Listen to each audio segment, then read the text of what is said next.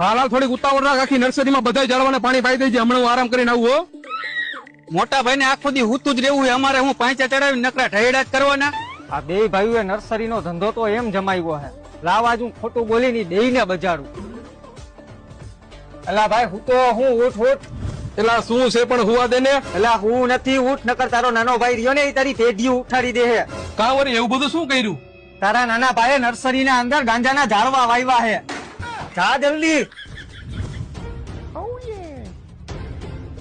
તે તો મારી આબરૂની પથારી ફેરવી નાખી. પણ મોટા ભાઈ એવું બધું મેં શું કર્યું હે? તે કર્યું હે ને એવું આપણી પેઢીમાં કોઈ નથી કર્યું. પણ હું તો ખાલી આપણી નર્સરીમાં ઝાડવા વાવું હું, બીજું કઈ મેં નથી કર્યું. પણ ગાંજાના ઝાડવા વાવવાનું તને કોઈએ કીધું તું?